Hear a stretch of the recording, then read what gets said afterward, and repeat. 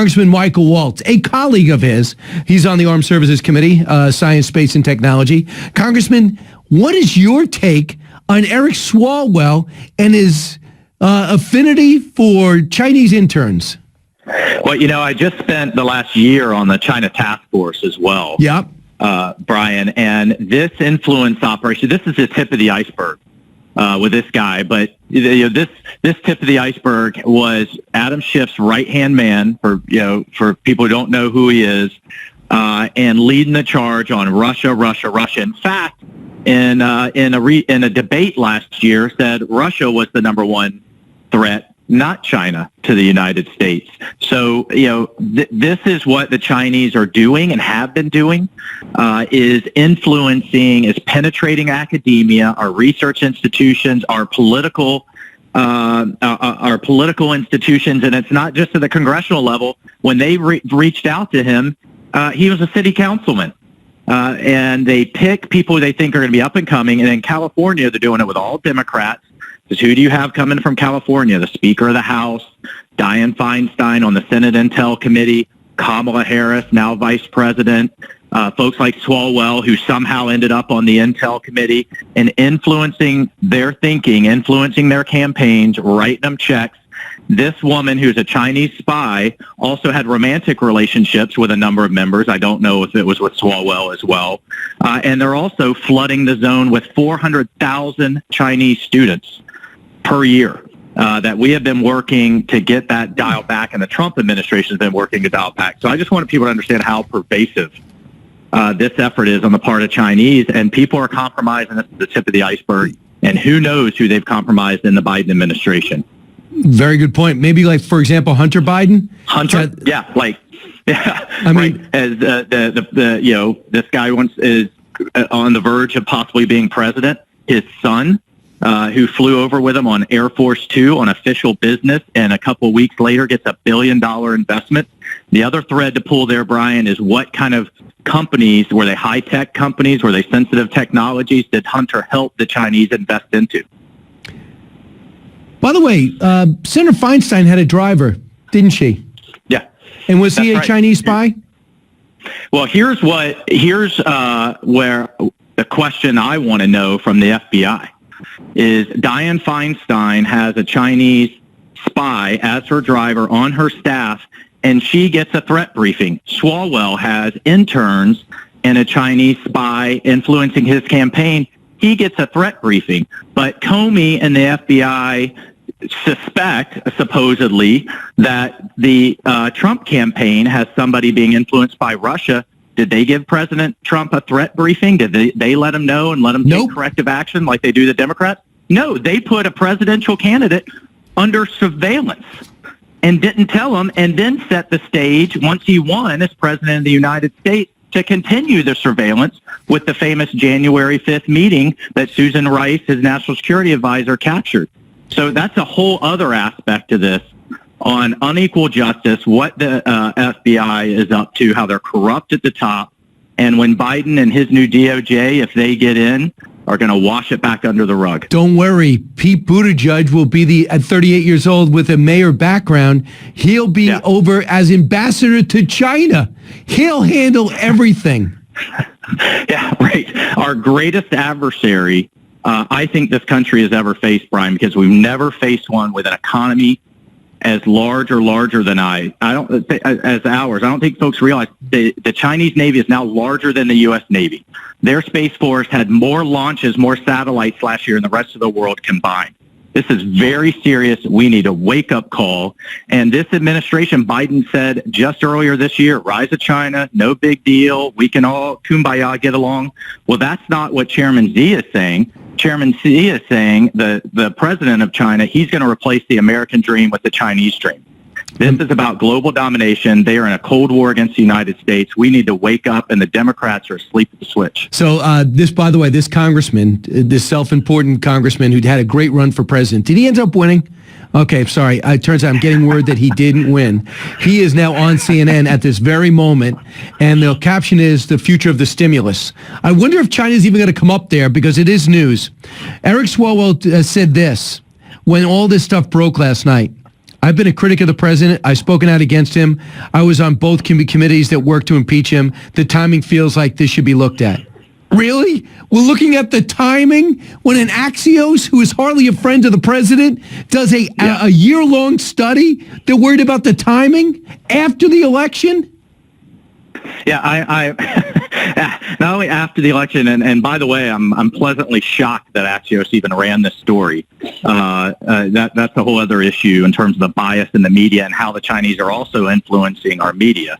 But that's just a joke. I mean, obviously the Mueller investigation, this Russia stuff has been going on for 4 years, and that's just weak sauce at its best. But it doesn't surprise me. So, Congressman, do you believe the president's doing the right thing by fighting in Pennsylvania, Arizona, Georgia, Wisconsin, and I think that's it? Yeah, and Michigan. Brian, I think there are some very real, very meaty, substantive constitutional issues at play here.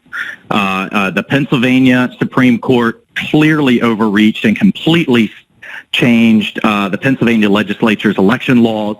Additional things happened in Georgia in terms of the lawsuit and how those changed. But the bigger issue is the Democrats are taking many of these things and making them, and they did it under our noses in many ways, and under the cover of COVID, and making them legal.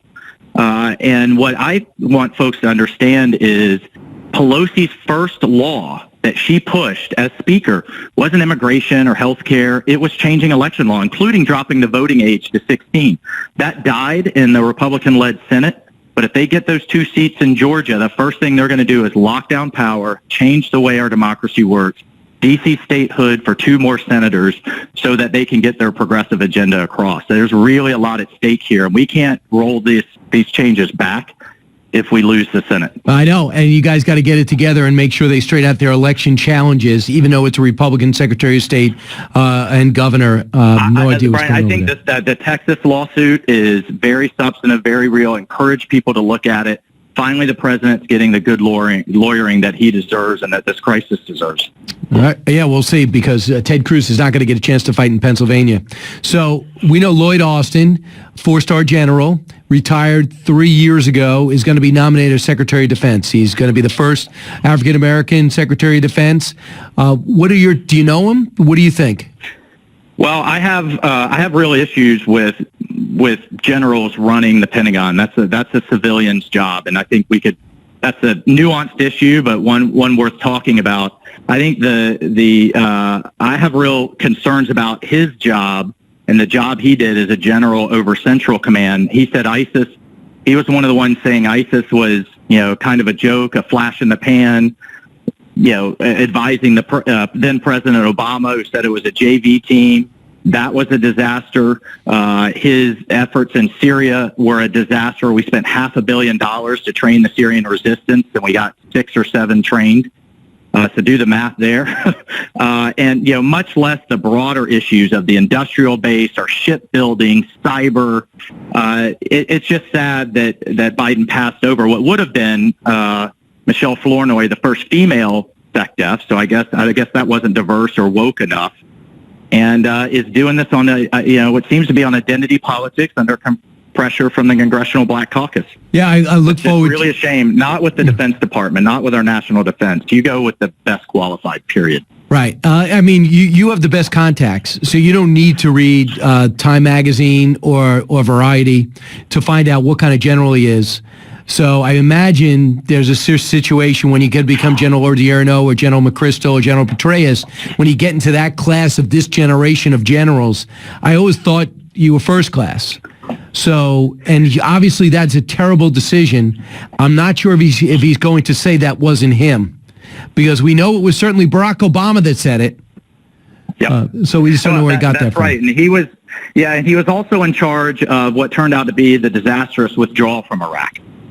Pulling our troops out way too soon, that led to ISIS in the first place. So, if you just go back and look at some of his hearings with John McCain and others, they were terrible. Okay, lastly, we just found out Eric Swalwell answered one of these questions. So let's see what he said about the China issue. I'll let you respond. And I was a little surprised to read about my cooperation in that story, because the story says that, there was no There was never a suspicion of wrongdoing on my part, and all I did was cooperate. And the FBI said that yesterday. But the wrongdoing here, Jim, is that at the same time this story was being leaked out is the time that I was working on impeachment on the House Intelligence and Judiciary Committees. And if this is a country where people who criticize the president are going to have law enforcement information weaponized against them, that's not a country that any of us want to live in. And I hope it is investigated as to who leaked this information. Really? Who leaked the information? How about what happened?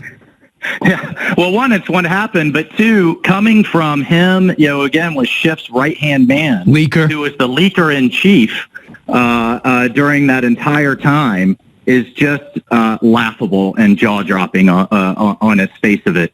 And look, in the meantime, he didn't address the issue, right? He didn't address the issue of does he take China seriously? What did he do about it? Was there more than what meets the eye? And it's also laughable, but a little amusing. Welcome to our world as Republicans in dealing with the media and dealing with leaks. But finally, the mainstream media, gives a little bit of a tough line, and he doesn't know what to do with it. You're so close, Congressman, to getting back into the majority. I just hope you do the things necessary to make a difference over the next 2 years, because Nancy Pelosi can't steamroll you guys anymore because she does not have her caucus marching in lockstep. So you guys can have a real say, and in 2 years, take back the House and bring a semblance of sanity back to this country. Final thought?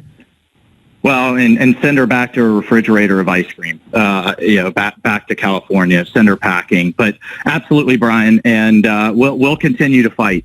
She is going to have to finally compromise. She just admitted that the reason she didn't compromise on COVID was she didn't want to give a win to President Trump. She wanted to wait for the election. Sinful. While people are suffering, and $138 billion is sitting there for the Paycheck Protection Program. We've tried 19 times to get that out to people. So that's going to continue to hold and get out. However, we took out a number of their moderates. The progressives are even more powerful and even have her kind of more by the tail. We've got to keep the Senate, Brian. I mean, that is the Alamo. That is the red line for America as we know it. Absolutely. And just think of this woman with all the power that she had. You think the money would be flowing into San Francisco to pave those streets with gold and we'd be talking about favoritism? Instead, it's paved with homeless. And to the point where people are afraid to even go to the city in which she presides. That's the Speaker of the House. You will have California and New York turning America into what those two states look like right now between Schumer, Harris, and Pelosi. And we can't have it. I hear you, Congressman. Thanks so much. I look forward to seeing you soon.